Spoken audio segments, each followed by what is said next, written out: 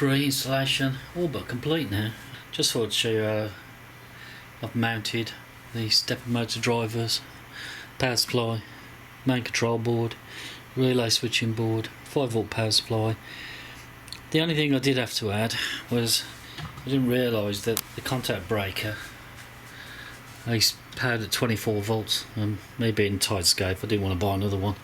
Fortunately I did have in my possession a small little 24 volt power supply, but the fan on the rear, on the base rather, is also 24 volt, and also the lamp actually on the motor head is 24 volt, so that's coming quite useful for actually switching on the contactor and also the lamp. Everything seems to have gone quite nicely. I've used most of the original mounting screws which are just protruding through the box. I've left this area clear because that's where the original fan on the bottom of the unit is, so hopefully that will blow air underneath the stepper motor drivers.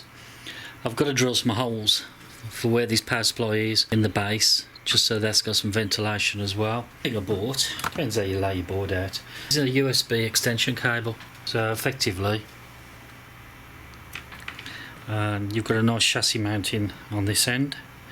The other side just plugs straight into the USB Mach3 control board, and then this will be mounted in where the original parallel port was.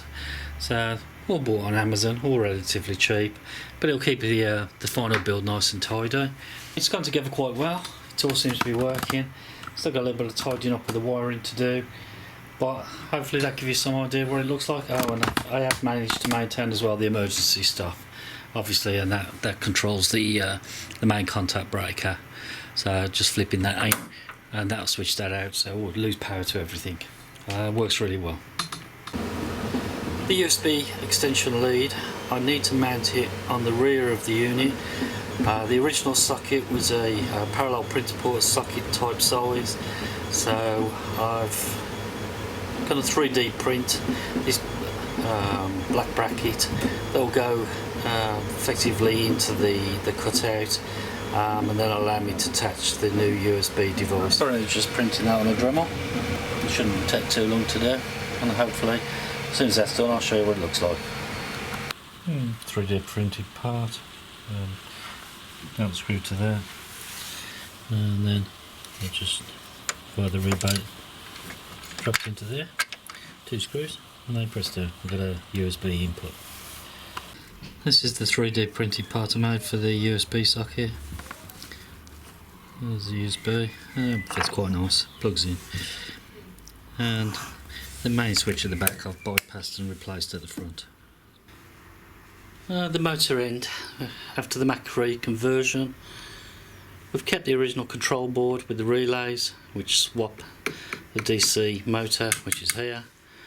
That worked quite nice. The enable for the SSD DC converter, we've kept that.